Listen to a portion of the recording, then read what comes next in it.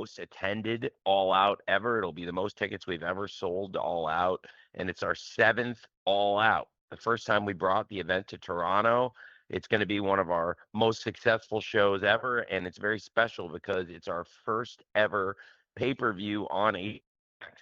It's the first pay-per-view of any kind on HBO Max for AEW All Out this Saturday afternoon. We're really excited about it because they're great, great partners for us. It's the most prestigious platform that there is.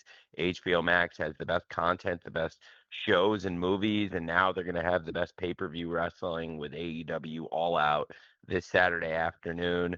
I'm really excited to talk more about AEW All Out with all of you. I want to take your questions. I'll try to take as many as I can for the full hour.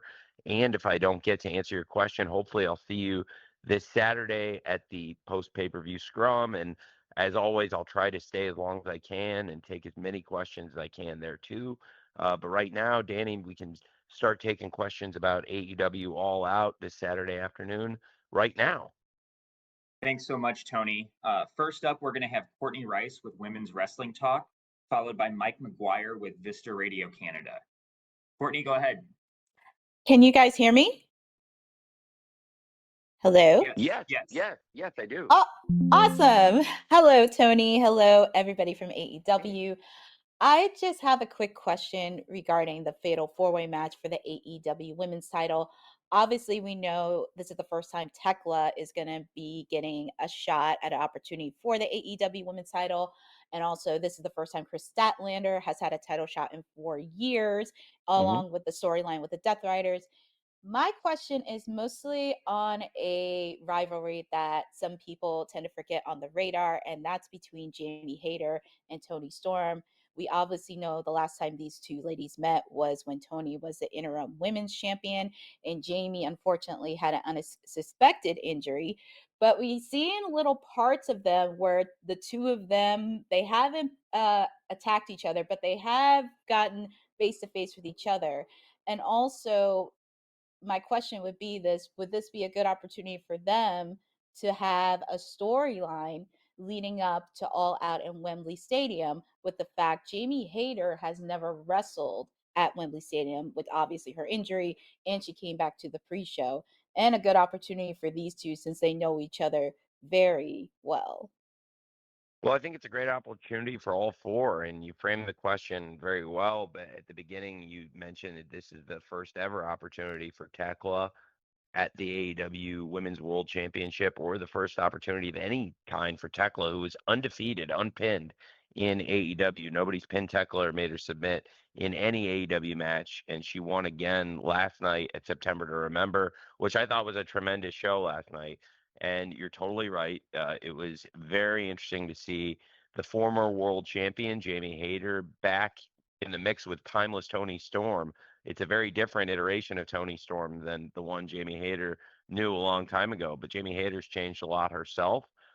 And it's a lot of very interesting things happening in the match. And you also mentioned it's the first title shot for Chris Statlander in 4 years. She has a lot of things going on, some strained relationships in AEW, but also an interesting situation developing around her and the Death Riders.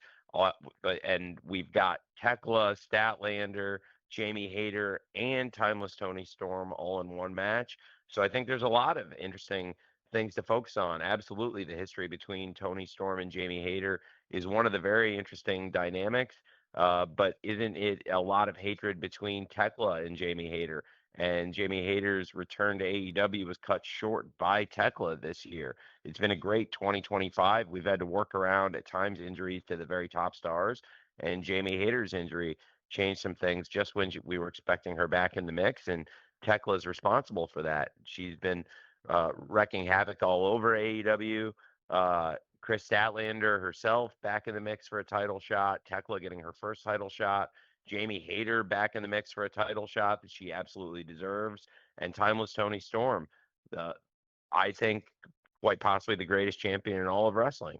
And a star who goes far beyond pro wrestling, a star of stage, screen, a star who appears on TBS on Wednesdays on Dynamite, who appears on Saturdays on TNT on Collision, and also the first wrestler to cross over to TCM, Turner Classic Movies.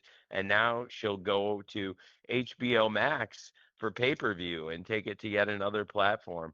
And Timeless Tony Storm is an iconic wrestler and is biting off quite a challenge in this four-way match, taking on three great challengers as we've seen it develop and unfold on these shows, and reaching a crescendo last night at September to Remember, which again I thought was just a fantastic show with a fantastic live crowd in London, Ontario. They were incredible fans. Thank you to the fans last night in London, Ontario. People all over the world really appreciated them.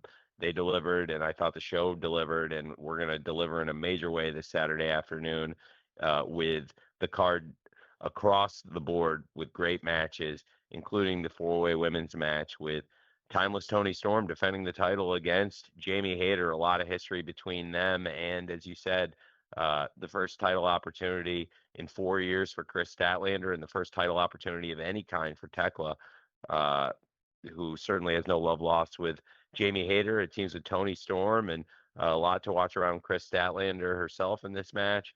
So a very interesting situation unfolding in this four-way match, which I just think is going to be tremendous. Thank you for bringing up that match, the participants, and framing it so well. And I'm very excited for All Out this Saturday afternoon, including that great Women's World Championship match this Saturday at All Out. Thank you, Tony. Mike McGuire with Vista Radio Canada, you're up next, followed by Jason Powell with ProWrestling.net. Mike? Thank you very much, Danny. Tony, great to talk to you again. Welcome back to the Great White North, as it were. And there's been a lot of talk, obviously, about wrestling shows and fans and affordability and whatnot. And congratulations on the numbers you already have going into All Out this weekend as far as live attendance goes. Some of your wrestlers have been saying that this might be an opportunity for fans who may be feeling priced out of wrestling to discover an AEW and, you know, maybe even bring their family, sort of thing. Now, AEW has always been an alternative. So I guess the question is do you see right now with the turnout you're getting in Toronto for All Out and maybe other opportunities internationally even as an opportunity to expand that family base and make the product appeal to that audience who may feel like they're getting a little priced out right now? Well, absolutely. AEW's ticket pricing is designed to be very family friendly, and it has been that way from the very beginning. Everybody who's been involved in AEW from the start will tell you that we've always wanted to maintain affordable ticket pricing for the fans, and particularly to bring families and young fans to the show and make it accessible for fans of all backgrounds, of all ages. And I think it's really exciting for us that we're getting some good feedback about that. And absolutely, we're so thrilled to be coming to Toronto Scotiabank Arena this Saturday afternoon for AEW All Out. It's a major show for us for many reasons, including being the first pay-per-view ever for us on HBO Max, and it being very important for AEW to deliver a great show on this massive stage with this huge opportunity that Warner Brothers has given us. I think it's really important to be very, very mindful that this is a huge show for AEW for many reasons, for our fans, and our fans have been stepping forward for us in so many ways. The fans last night at September to Remember on Wednesday Night Dynamite were just absolutely fantastic. And then to have so many great fans, such a great turnout, such a huge attendance, the most attended AEW All Out pay-per-view of all time. Again, and as I mentioned earlier, this is the 7th AEW All Out, and it's going to be the most tickets we've ever sold. And it speaks to the great fans in Toronto, and hopefully it speaks to what we're doing with trying to maintain affordable ticket pricing for AEW shows for families, because we are a family-friendly company when it comes to trying to price the tickets to get families into the AEW shows, including All Out this Saturday afternoon. Thanks for bringing that up.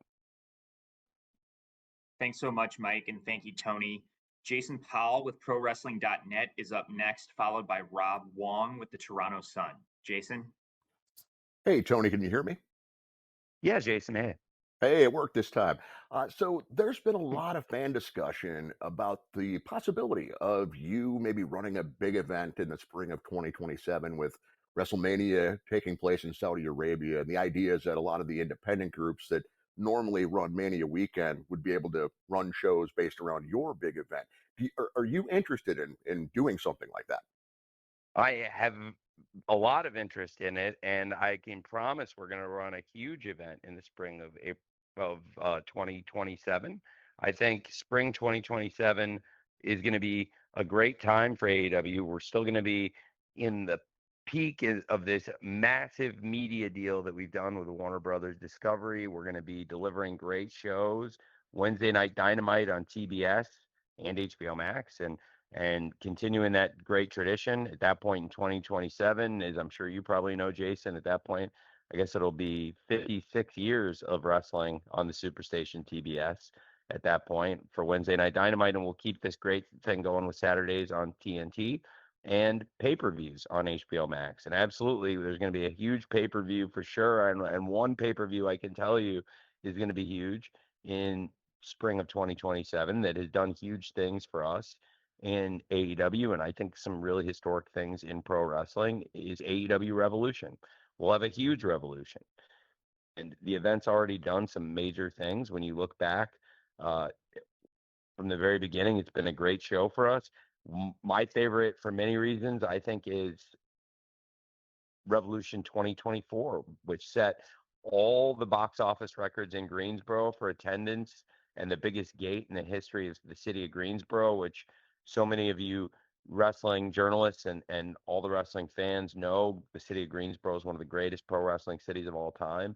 And to be able to put on a show like that and have AEW Revolution be such a great event, and to have Sting and Darby Allin go out in Sting's last match as undefeated world tag team champions, to have Sting spend 3 years wrestling in AEW from Revolution 2021 to Revolution 2024, to have Sting's 3 year run culminate in Sting retaining the world tag team championships, Sting and Darby Allin versus the Young Bucks, maybe the greatest tag team match of all time.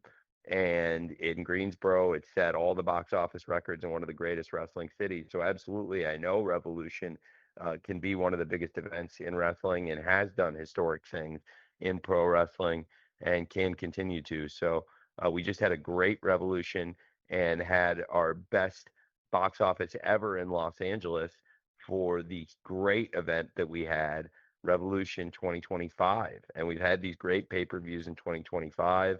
Going to the crypto.com arena was very special to me to do our first event there. And we've run great venues, had big success, and absolutely, people ask about the spring of 2027. I can promise we'll have a huge AEW Revolution and a lot of big plans for that then. And obviously, very focused right now on 2025. That's looking very far ahead, but there's definitely potential for us to do some big things in the spring of 2027. I think 2026 we're set up very well for with major events, but also this has been a great year for us, and hope to close it out very strong going into this Saturday afternoon with AEW All Out. Thank you, Jason. Thanks, Jason, and thanks, Tony. Next up, we have Rob Wong with the Toronto Sun, followed by Dominic D'Angelo with Brass Ring Media. Rob? Hey, Tony, thanks for doing this. Thank you. Just wanted to ask you about Adam Copeland, Christian Cage, obviously going to be one of the highlights of this event. The first time they're tagging together at a match in Toronto in quite some time. I'm just curious from your perspective, what have these two guys meant to your company since joining? They are two of the greatest wrestlers I've ever worked with separately, and now it's a dream to work with them collectively. I grew up watching the Rated R superstar Adam Copeland and Christian Cage. I'm a huge fan of them both, and I've gotten to work with them separately now for years, and in the case of Christian Cage, for many years. And Adam Copeland's come to AEW at a great time for us. He's a huge star, and to be able to come to the hometown of Adam Copeland and Christian Cage and have them team up in AEW in Toronto for the first time against one of the greatest tag teams of all time, FTR, and a tag team that we've seen a really personal story unfolding for months. And it's something that is going to mean a lot to a lot of fans all over the world. And for the fans live here in Toronto, it's going to be so special. It's something the fans have looked forward to. And I'm very excited to announce that Adam Copeland and Christian Cage versus FTR will open AEW All Out. It's a tag team match fans around the world really, I believe, have been looking forward to for a long time. It's a dream match, in my personal opinion, in many ways, because it's two of the greatest tag teams of all time. And it's a match for so many reasons. Who knew if it would happen? Both Adam Copeland and Christian Cage had extended retirements from pro wrestling. Both of them were away from wrestling for many years. And to have Adam Copeland back in the ring and to be in AEW, it's incredible. And Cage's return was remarkable. And he's somebody who's been with us since the empty stadium pandemic days. He's a core AEW guy, and he's been here and is a big part of this locker room, and he's been here alongside at times and now lined up against FTR, who've been with us now for over 5 years. They have built a legacy of wins, championships, classic matches, and milestones all over the world of professional wrestling. I have so much respect for FTR. I don't like the way they've been conducting themselves recently or the company that they've kept. Although, I do have fondness for Stokely. I've worked with him on the board of directors of Ring of Honor. I think he's a very talented mind for pro wrestling, but he's a questionable character, I do have to say at times. And I have to say that FTR in the ring are quite possibly the greatest tag team ever to lace up the boots and step in the ring, in my opinion. And having worked with them for 5 years, I can say that in the history of AEW, they've been involved in so many of the greatest matches, also in Ring of Honor, involved in, I think, the greatest matches in the history of the promotion and maybe pro wrestling in their trilogy against the Briscoes, Mark Briscoe and the late, great Jay Briscoe. Of course, Mark Briscoe will be wrestling, and he has a lot on the line in the TNT tables and tax match against MJF. But FTR and the Briscoes, one of the greatest trilogies, and was such a blessing for me to be able to work with the late great Jay Briscoe. And the matches he had with FTR along with his brother Mark, they're some of the greatest matches ever. And FTR stand quite possibly atop the world of all-time tag team wrestling. And then you have Copeland and Christian, one of the greatest tag teams ever, two of the greatest individual stars that both retired, stepped away, and now here we are in their hometown. And I can promise you, I could not imagine a better way in any position on the card, whether it's to open, close, or any place on any show in Toronto. I can't imagine a more exciting, compelling match, especially given the personal stakes and the rivalry and the way this is all unfolded between FTR and Christian Cage and Adam Copeland. And Adam Copeland had built such a close friendship in and out of the ring with FTR. Outside the ring, they were a huge part of his return to pro wrestling. Before we even launched AEW, they helped get Adam Copeland ready to step back in the ring. And then when FTR came here, I think it really helped inspire Adam Copeland to come here, and Christian Cage coming here, I think inspired Adam Copeland to want to be in AEW, I believe. And then who knew that Christian Cage and Adam Copeland could have this kind of reunion, but especially to have such a big match in their hometown, wrestling against their very personal, bitter rivals, as we saw. And the rivalry got even more intense last night with Christian Cage smashing that microphone into Dax's face. The rivalry, very personal and long-standing history. Adam Copeland has a lot of history with FTR, but now clearly no love lost with Christian Cage and FTR either. That was a great, great segment on a great September to remember last night. One of the real highlights fans will take away was what happened with Adam Copeland, Christian Cage, and FTR. And what a way to start the show. And it starts at 3 p.m. on pay-per-view this Saturday afternoon with Adam Copeland and Christian Cage versus FTR. I can't wait for that. I'm so excited for this event, and you won't want to miss that at 3 p.m. The weekend of AEW kicks off at 2 p.m. Eastern, 11 a.m. Pacific time, and that means for the tailgate brawl, for many people as they tailgate, that could mean getting up early, breakfast. It could mean kegs, eggs, both kegs and eggs. It could mean a long day, but it's going to mean, I promise you, a great, great, great weekend of pro wrestling this Saturday afternoon. You're going to want to watch this, and it's going to start at 3 p.m. with, in my opinion, the best possible way it could. Adam Copeland, the Rated R superstar, and Christian Cage, two of the greatest wrestlers, in my opinion, ever, reuniting, one of the greatest tag teams ever in their hometown where they grew up, wanting to wrestle in this marquee arena, the Scotiabank Arena, in front of this big crowd, this massive crowd, for the most tickets we've ever sold for AEW All Out in our 7th chapter, versus one of the greatest tag teams of all time, their very bitter rivals, FTR. And it kicks off the show this Saturday afternoon at 3 p.m. Eastern time, 12 noon Pacific time, early start time, Saturday afternoon, AEW All Out. Christian Cage and Adam Copeland versus FTR. Thank you. Thank you, Tony. Up next, we have Dominic D'Angelo with Brass Ring Media, and we're going to follow that up with a write-in from Ella J with a wrestling gal. Dominic?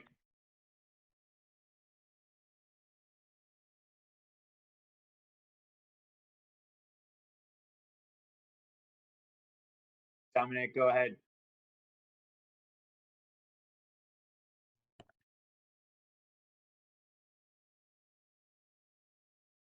Dominic? Okay, why don't we go ahead and go he's unmuted, but for some reason he's not coming across. So okay, well, we'll try this writing question and then go back to Dominic. So Tony, Ella writes, unlike most pay-per-views, on top of 0 Hour, you're having the Tailgate Brawl. Should we expect things like this at more shows going forward, or is this just a one-time matter? Well, I am really excited about this week, and hopefully we can get more great opportunities if we do well in these spots from our awesome partners, Warner Brothers Discovery. They gave us the awesome opportunity to have a 3-hour September to Remember last night, and I thought it was an awesome event. I thought it was a great go-home event, and I was really excited to have 3 hours Wednesday night on TBS. Of course, Dynamite's our flagship show. We've done over 300 episodes, nearly 6 years now of Wednesday Night Dynamite on TBS. And now this Saturday afternoon, actually Saturday morning in LA on the West Coast, for all the Pacific time zone fans, it's going to be an early start with an 11 a.m. start for the Tailgate Brawl, and 2 p.m. Eastern, 1 p.m. Central, and noon Mountain Time for the Tailgate Brawl, which will be a great event. And absolutely, I am very eager to hopefully get more opportunities to do things like this, to have a 3-hour event like a September to Remember, like we've just had leading into All Out this Saturday afternoon, and then to have the Tailgate Brawl, which should be really fun. I grew up in Champaign, Illinois, tailgating for University of Illinois football games. Some of my first memories are being at the tailgate outside the game and going into the football games. And that's literally the first things I remember in life is tailgating, and I think it's really fun. And I thought it was a really fun way to start the show. I'm very excited for the Tailgate Brawl that it's named after, this big 4-on-4 brawl. We saw an ice cooler get involved. There's potential for charcoal grill, all kinds of things. But just like a tailgate, it's a great way to kick things off. For me, you don't want to have a big event without a big tailgate. They go hand in hand together, and it's a big part of AEW. And now this is a historic event. So everyone participating on the Tailgate Brawl, I think it's a great position. It's historic. It's very important. And I think if we get more opportunities like this, the Tailgate Brawl will be recognized as an even more exciting spot than it's ever been to go out there to open the big pay-per-view nights, because now the show is on TNT in front of all these eyes in these great spots, and it's a unique new event with a tailgate brawl. So absolutely, yes, I'm very optimistic that hopefully we can get more opportunities like this. I think it's a great question, and hopefully this is going to be a great week for us. I thought September to Remember was a great 3-hour show Wednesday night, last night on TBS. And then this Saturday, we kick it off with the tailgate brawl at 2 p.m. Eastern, 11 a.m. Pacific, ahead of the 3 p.m. pay-per-view start. And as I announced, it's a great way to start the show with FTR versus Christian Cage and the Rated R superstar Adam Copeland this Saturday afternoon, 3 p.m. Eastern, noon Pacific time, start time. Thank you for that question. And thank you, Danny. Thank you, Tony. We're going to try Dominic D'Angelo with Brass Ring Media one more time. Dominic?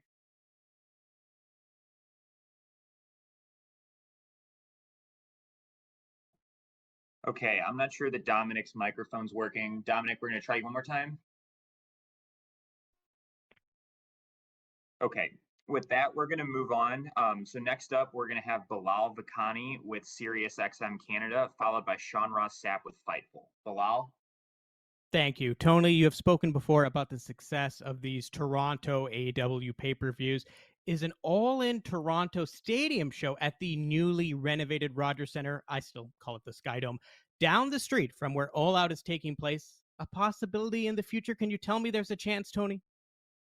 That's an exciting idea. There's a lot of exciting possibilities. I think whether it's that event or potentially a Revolution or a lot of the big AEW events, I think would be great to take there potentially. I've been there myself, and I have to say it's an amazing place, and I would love to go there, but I'm also very happy doing these shows in the Scotiabank Arena, which I think is a first-class facility where we've had some of the most successful, biggest shows in our history.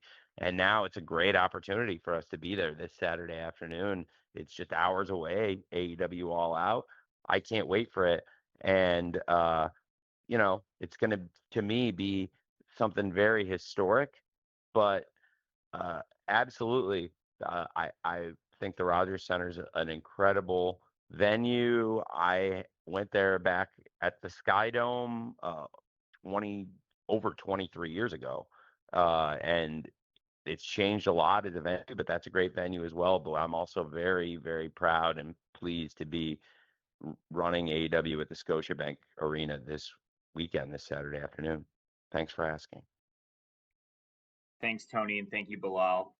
Sean Ross Sapp with Fightful is up next, followed by Amy Nemedy with WrestleJoy. Sean?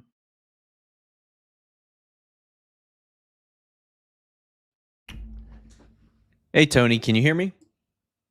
We got you. Hey, yeah, Okay. absolutely.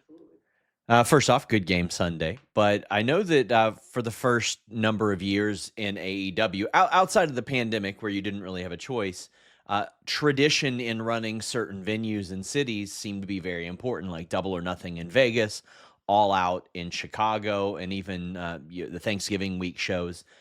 We've seen a change from that.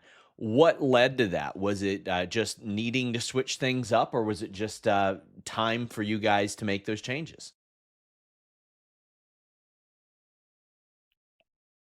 It's a good question. I think that, to be fair, it's worked well to try some different things and still maintain our tradition of running great events in these same markets that have done very well. We're very loyal to key AEW cities that have performed very well, but we have routed things differently than ever before and are trying some different venues and have built, I hope, uh, some new traditions that'll go very well.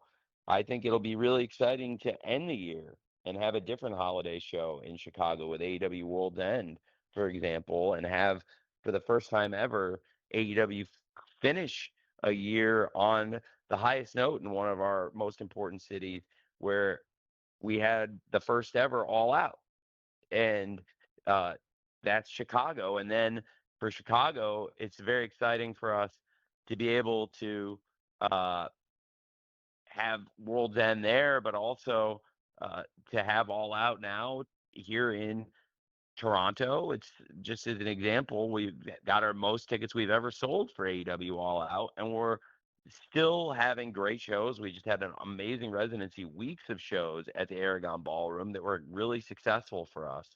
And we've had a great history of running events there, and we'll continue every year to run lots of great events in Chicago. And now we're hitting some different cities with AEW All Out. It's our biggest crowd ever for an All Out this Saturday afternoon, and then also uh, coming up for the holidays, we'll have a great holiday show Thanksgiving Eve in Nashville, where so much of the AEW staff works, and we'll be working hard on the AEW Dynamite and AEW Collision shows. So I think it's going to be really, really cool to have the same great cities that we are very loyal to keep going to the same cities with major events, but also rotating things a bit and trying some different things that are all working very well, that it seems to be doing very well, just like with All Out this Saturday afternoon, having our best results ever for the 7th edition of AEW All Out. And thanks for asking, Sean. Thanks, Sean, and thanks, Tony. Amy Nemedy with WrestleJoy is up next, followed by Jonathan Orr with the Canadian Broadcasting Corporation. Amy? Hi, Tony. Can you hear me? Yeah, hey. Hi. So there are so many exciting matches on this card for All Out. One of the most highly anticipated moments, however, is going to be the return of the Mad King, Eddie Kingston, who's been out on injury, surgery, and a hard-earned recovery since May of last year. Now, his return is set to be against Big Bill, which could undoubtedly be a huge opportunity for Bill. Can you share your thoughts on the long-awaited return of Eddie Kingston and what might be in store for Bill as he finds himself face-to-face with the Mad King? Thank you. Well, I think it's a mutual dislike between Eddie Kingston and Big Bill. First of all, both guys that are very proud. And in the history of AEW, Eddie Kingston is one of the angriest and most violent tempered people. And in many ways, it's endeared him to the fans from the very beginning, even when Eddie Kingston acted in a villainous way in the early days of AEW, when Eddie Kingston was not only wrestling but also managing the careers of other people. We saw Eddie Kingston manipulate some people, but people loved that he was true to himself, and he built an amazing connection with the fans. Now, he's been out with an injury for a long time. He's accomplished a lot in AEW from where he came in to grow and become the AEW Continental Champion and win the Continental Classic in a format, a kind of tournament that is exactly the kind of tournament that Eddie Kingston grew up aspiring to participate in, and being told that he could never wrestle in one, let alone win one. And to win a major pro wrestling tournament like the Continental Classic and be the inaugural Continental Champion, it meant a lot. To be in these big opportunities, these big matches, it meant a lot to him. And Eddie Kingston was out injured for a very long time away from the ring. And I don't think his temper's gotten any better. And I think it's a mutual dislike between Big Bill and Eddie Kingston. Big Bill has gone out and built a great connection with the fans himself, where we go on the road and see the fans really want Big Bill in action. He's not necessarily a nice guy, and people don't necessarily click with him as the let me say this as people don't necessarily see Bill as the fan favorite when he's breaking rules, but yet he is a fan favorite, in the cities, even when he's behaving as kind of an evil person, Big Bill. I think the fans really like him, and it's interesting because he has a ton of charisma. He's a great, great athlete, and he works really, really hard. And I think Big Bill deserves opportunities and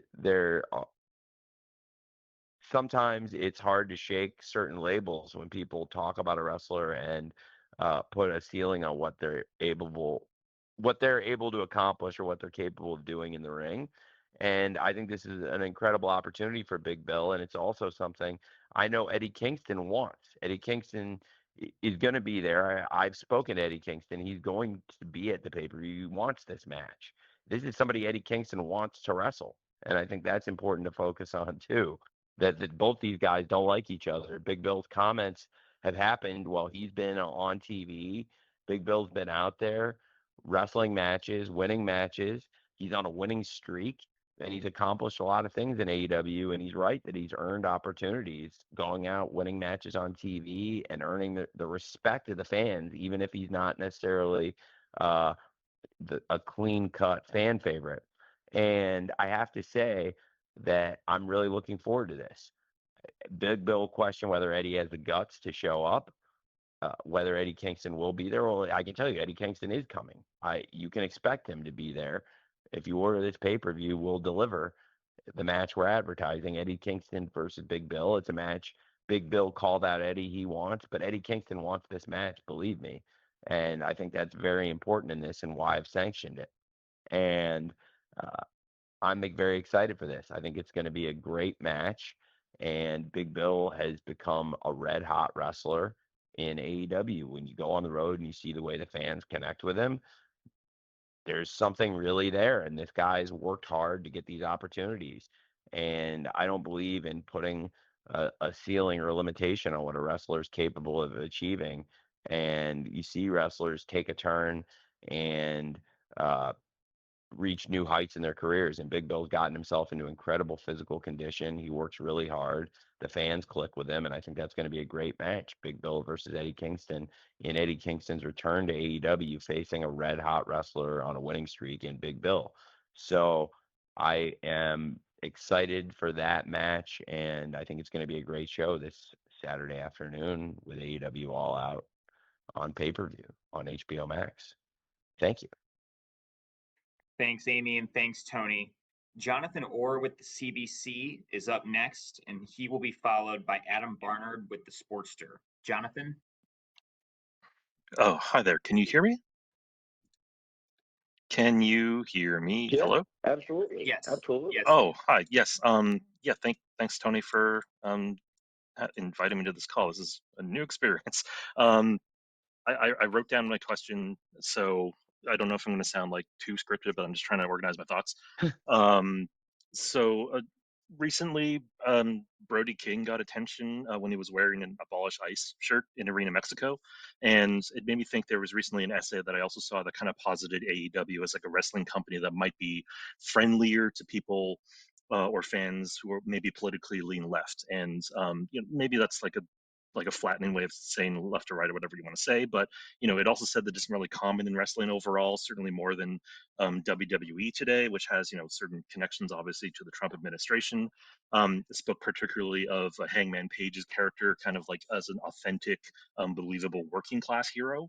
I'm wondering if what your thoughts are maybe on that positioning, whether there are any thoughts like lead into it or there are worries to not lean into it, especially considering there is certainly a heightened dialogue about entertainment and media, how it intersects with the U.S. lately, and the U.S. administration, especially like unusually in the last few days, perhaps. Well, I think it's really important to note that the wrestlers in AEW are presented very much so as their authentic selves. And in the case of Brody King and Hangman Page, that's who those guys are. That's them being themselves. And I respect Hangman Page. I respect Brody King. AEW is a wrestling organization, and we present wrestling. And I want wrestling fans from all over the world of all different perspectives. And I think that's one of the things that makes wrestling really great. Is it brings people from all walks of life together. When I was 13 years old, I was able through at the time academic achievement and my parents really wanting to push me into going to a school that I very much did not want to attend. I was able to parlay that into twisting my father's arm and taking him to wrestling in Philadelphia. And my father's entrepreneurial background then.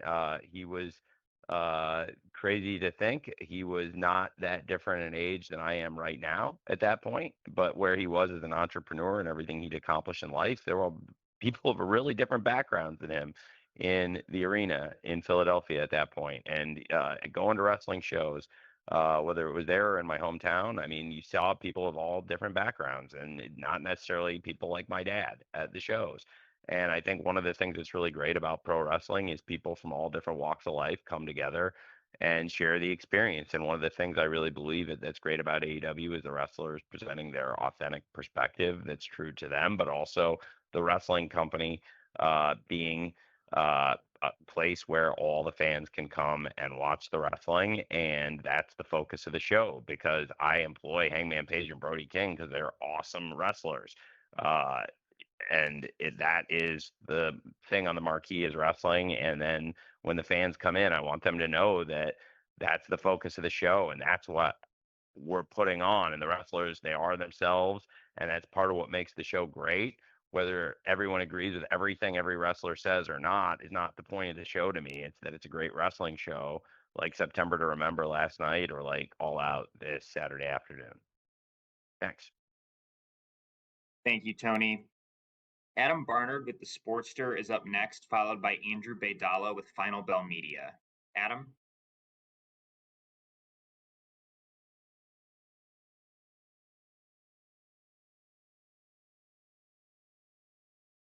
Adam, can you try unmuting your line? Can you hear me now?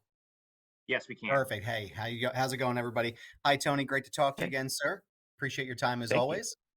AEW just finished its residency at the 2300 Arena in Philadelphia. Go Birds!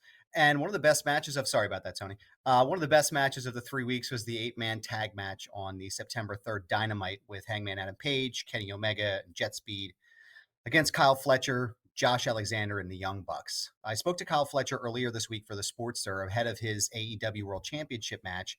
And he told me that the significance of him getting the pin in that match for his team exemplified where you saw him within his standing on the AEW roster.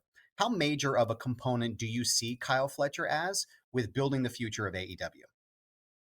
I think Kyle Fletcher is a huge, huge star in AEW, and Kyle Fletcher, now the TNT champion, and potentially this weekend will be the AEW World Champion as well. He's already the face of TNT and could potentially be the face of all of AEW by this Saturday. And it's important to note that Kyle Fletcher has been doing everything he said he can do and will do. He became the TNT champion. He's taken out so many of the biggest names along the way, and possibly the biggest would be the person who's been from the very first AEW show a foundational part of the company, a founding father of AEW, Kenny Omega. And for Kyle Fletcher to put down Kenny Omega, take him out in that crazy match, and then also to have Hangman Page be put out, that was remarkable. But Fletcher again last night said by the end of September to Remember, he would leave Hangman Page laying and finish what he started in that match you just mentioned in Philadelphia. He finished it in London last night on September to Remember, but now it's going to happen in the ring in a match this Saturday afternoon that the fans want to see. Kyle Fletcher challenging the world champion Hangman Page in AEW's biggest all-out show ever, our first ever afternoon all-out show, the most attended all-out ever, and the first AEW all-out ever on HBO Max pay-per-view. It's a huge milestone for so many, and it's a perfect match to have in that huge spotlight, to have the AEW World Champion Hangman Page versus the TNT Champion Kyle Fletcher. Kyle Fletcher absolutely has been on the rise this year. It's been happening for years, and Kyle Fletcher has worked himself into the most prominent of all positions, the TNT champion challenging for the world title at the biggest AEW all-out pay-per-view ever this Saturday afternoon. Thank you. Thank you, Tony, and thanks, Adam. Andrew Baydala with Final Bell Media is up next, and then we're going to go ahead and try Dominic D'Angelo once again. Andrew? Tony, can you hear me? Yeah, Yes. hey Drew. How are you? Congrats on the early success of All Out. It's great to see the Toronto market being a strong market for AEW. I did want to ask about the decision to adjust the pay-per-view start time. What prompted the change? And if the competition continues to try and run head-to-head, is this something AEW will do more frequently? Thanks. I am very excited for the opportunity to have this show this Saturday afternoon. I thought it was the decision for our fans. We've had great success with the last few AEW pay-per-views. AEW Forbidden Door with the early start time that came from us starting at prime time in London and delivering the pay-per-view early in the US.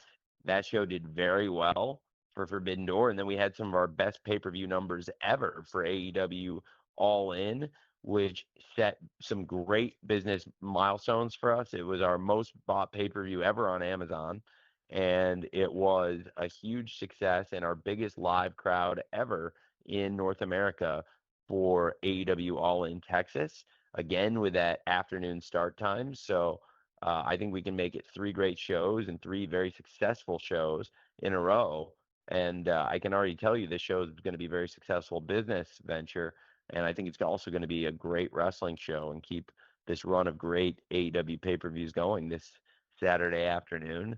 And I think it was the right decision for the fans to put the time here, and also for us being in the pay-per-view business and to continue this run of great shows and making these adjustments based on the wrestling landscape and also based on our metrics saying that we thought this would be our best chance to deliver our best numbers while still delivering the great show to the fans. That is a must for me, and a lot of the fans like this setup better. Clearly, it's worked very well for us, and I think it's going to work very well for us this Saturday afternoon for AEW All Out. Thank you very much, Drew. Thanks, Andrew, and thanks, Tony. Dominic D'Angelo with Final Bell Media is up next, and we're going to follow that up with Sully Khan from Slam Wrestling. Hey, Tony, can you hear me this time? Yes. Hey, all right. Okay, looking forward to All Out this weekend on Saturday, and it should be a blast. I want to, and you talk about the big return of Eddie Kingston and what Cope and Christian mean to everything to that effect. Wanted to follow up on another wrestler that made his return was Wardlow. He was on TV for a little bit, and then there were reports that from Fightful that he might have gotten injured. I was hoping you could maybe give us a status update on him and what his status with the company is regarding injury. Well, there were some reports. There were some reports that were accurate and some that weren't. And to give credit where credit's due, Sean did retract the stuff he put out. I think the thing that happens in aggregation is a lot of times the retraction doesn't spread nearly as quickly as the story.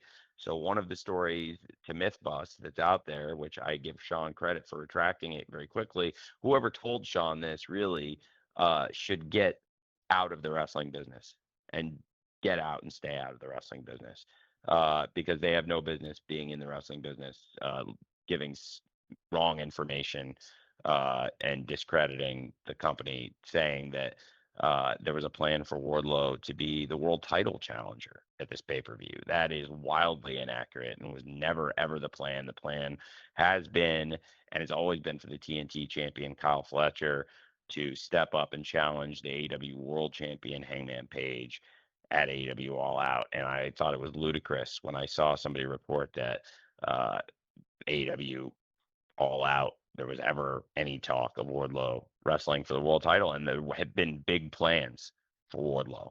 That is true. And Wardlow was going to be very involved in the television in the run-up to All Out, but he was never going to be the challenger. He was in the Don Callis family along with Kyle Fletcher, and Wardlow clearly coming back following that match where Swerve Strickland challenged Kazuchika Okada for the Unified Championship at Forbidden Door, which was a great event. Unfortunately, Swerve Strickland now is out injured with a knee injury, which we saw exacerbated by that attack with the chair from Okada. That's a really personal rivalry, personal situation. The Don Callis family involved in a lot of the biggest matches, championship matches, big stakes. And something that I, saw that was reported was, first of all, that Wardlow was injured, but also that Wardlow was ever intended to be in the main event of AEW All Out as the challenger to Hangman Page. Well, Wardlow was supposed to return in a big way, but he was never supposed to be the AEW All Out challenger. Then I saw some other stuff reported that was also wrong in the follow up. That because just I take a lot of issue with the sourcing of that, and I talked to Sean about it. And to Sean's credit, he did pull the report. But the fact that anybody can just go say something and that it's taken as fact when only one person knows, and it's me. And there's only one person out there, and I never told him that. So the fact that there's somebody out there that claims to know who is going to be challenging, and then these things get reported as fact, and this happens all across sports. I see it happen in other sports too. And it's not like it's just in wrestling, but it is really bad that when that stuff happens. So whoever the source is for that, just please get out of the wrestling business and stay out. And I think that Wardlow is somebody I really, really respect, and I think it's a great choice for Wardlow to align himself with the Don Callis family, where we've seen some of the hottest stars in pro wrestling do some of their greatest work.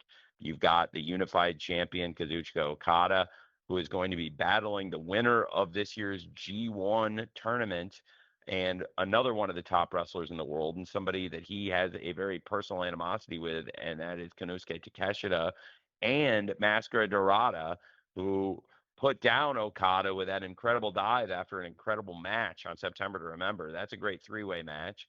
Kyle Fletcher in the mix as the TNT champion, but now the World Championship title picture, the World Championship match, and taking out top champions along the way, and being the man who put down Kenny Omega and Hangman Page on the path to wear the TNT title and challenge for the world title. You see people doing these great things. You have Josh Alexander and Hechicero, who stepped up on September to Remember and have earned a place in the World Tag Team Championship spot. And you've got Don Callis family winning big matches on the shows. It makes sense for Wardlow to be with them. And I was really excited about his return. And I was so devastated when Wardlow was injured. And that is true. Wardlow is out injured, and that part of the report was true. But then the way people source things and the way people report things, I think it's terrible. And then what's crazy is then when the retraction comes, and I do give Sean a lot of credit for retracting the report, but whoever sourced it, and frankly, like taking the word of somebody who's not me, when only one person actually knows what's going to happen there, it's crazy. And I also think it's crazy and terrible that Wardlow got hurt. And most of all, I feel terrible for him that he is out injured. I think he's going to do a fantastic job. They've already filmed, thankfully, the American Gladiator show that he is a part of. I think he will do fantastic there. And then, thankfully, the timing of that, when that show is playing, I do expect he'll return. He's aligned with Don Callis. He's signed with Don Callis. Don Callis is very, very excited about working with Wardlow.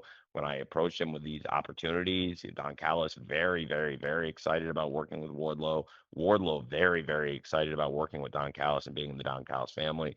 It's worked out terribly, but Kyle Fletcher was always the handpicked man to be in this position here. Wardlow is a handpicked man to be in a key prominent position, as you saw when he got involved after Okada versus Swerve. And he's clearly a top guy in a top scene. We put the Don Callis family out there together, showing the new group and how powerful they were. Wardlow would have absolutely, if he was healthy, have been involved in this run up to All Out, and he would have been in a top prominent spot coming out of All Out. He was not going to be challenging Hangman Page. I thought that was crazy. I also give Sean a lot of credit for talking to Kyle after that and apologizing to Kyle, because Kyle was always the handpicked person to be here and be a top challenger, to be the top wrestler in the business, to be the TNT champion challenging the world champion. So I give Sean a lot of credit for how he handled that after the false report that came out, but whoever sourced him the false information. Thanks for asking about that, and I'm very sorry that Wardlow is injured, but we are very excited for his return. Thank you, Tony. We are going to finish things up with Sully Khan from Slam Wrestling. Sully, go ahead. Thanks. Can you hear me? Yes. Yeah, hi. Great. Thanks, Tony, for the time. Welcome back to Toronto. Excited for the show Saturday. I'd like to ask you just a little bit about Riho and her return, surprising Mercedes Monet and challenging for her title. What do you expect fans to see from Riho in her return to an AEW ring this Saturday? Thanks. Well, thank you for asking. Since the very beginning of AEW, Riho has been involved. She's participated from our very first show, and on the very first episode of Wednesday Night Dynamite, Riho won the Women's World Championship. Riho is a great wrestler, and we've known that from the very beginning of AEW. And we're having this incredible 2025, and one of the real highlights in AEW and all over the world of wrestling, because she's won championships all over the world in wrestling, is the CEO, Mercedes Monet, who is such a fantastic star. And Mercedes Monet, as the TBS champion, has become the face of the Superstation and is carrying on a tradition of over 50 years of pro wrestling on TBS. And what a perfect person to be the face of the Superstation. Mercedes Monet, one of the most respected pro wrestlers in the world, and she's somebody who really respects the craft of pro wrestling. I have so much respect for Mercedes Monet, and I can't imagine a more tough challenge and somebody who deserves the opportunity to challenge for the TBS championship more than the very first AEW Women's World Champion, somebody that's been from us the very beginning of AEW, been with us, Riho. I just think it's an incredible match, and I was really excited to be able to put this match on the biggest AEW All Out show ever, to have the very first Women's World Champion ever in AEW return to AEW and be a part of these events at this really hot time for the company. It's perfect. Riho had been out and away. It was great when I heard that Riho was able to return to America and return to the ring with us. And I'm really excited to have Riho in the best possible position she could return to pay-per-view in, challenging for the TBS title against the CEO, Mercedes Monet, in this awesome match this Saturday afternoon at AEW All Out. Great. Thank you, Tony. Any closing thoughts before we wrap up today? This has been really great. I really appreciate everybody taking the time. I hope I got a chance to answer everybody's questions. Thank you all for attending. I know there's probably several of you who didn't get a chance to ask a question here today, and I hope that for anybody who didn't get a chance, hopefully a lot of you will be at the pay-per-view, and I'll get to see you at the scrum afterwards, and you can ask me a question there. I also am very happy to have you hopefully continue to attending these and get the questions in. I really appreciate all of you. I think that all of you covering the sport of pro wrestling and all of you giving these opportunities to AEW to talk about our pay-per-views, talk about the AEW shows, the TV and pay-per-views. It's just really important for us. And thank you for covering pro wrestling. A lot of you have been doing this with us from the very beginning, and some of you are new to these calls. Thanks for joining us, and hopefully you'll continue joining us on these calls. And again, I hope to answer your questions at the pay-per-view, and I'm just really grateful to you all for covering AEW wrestling. Thanks for the opportunities, and I hope that you're enjoying the shows this year, and hope you'll all enjoy All Out this Saturday afternoon. Thank you very much, and thank you, Danny.